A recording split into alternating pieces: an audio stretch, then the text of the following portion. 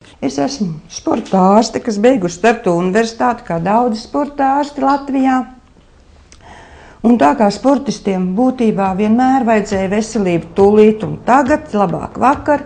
tāpat sportiskos rezultātus, tad tika meklēti kaut kādi ceļi, kā viņiem palīdzēt ne tikai ar parasto medicīnu, bet kaut ko vēl apgūt klāt. Tā es izmācījos par homeopāti un arī apguvu elektropunktūras diagnostiku pēc Reinholda Folla, kas ir oficiāla metode Latvijā, reģistrēta, un mēs esam kādi 40 dakteri, kas tādā veidā strādājam. Kad atnāk pie manis sportists, vispirms mēs izrunājamies, pēc tam parasti, ja tas ir sevišķi ir izturības sporta veida pārstāvis, pierakstam noteikti kardiogrammu, izmēram spiedienu,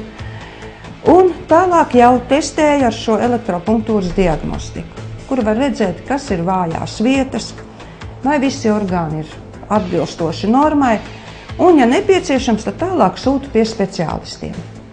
Tā apmēram tas viss aizņem stundu, pusotra, un tad pēc tam tiek izrakstīts sportistam rekomendācijas, vai nu uzreiz, vai pēc tam, ka viņš ir izgājis analīzes un kādu speciālistu palīdzību vēl esam lūguši, un tā atbilde no speciālista ir atnākusi, vai uzreiz izrakstam gan ārstēšanai, gan arī to, kas ir nepieciešams, teiksim, sportisko darbu spēju atjaunošanai.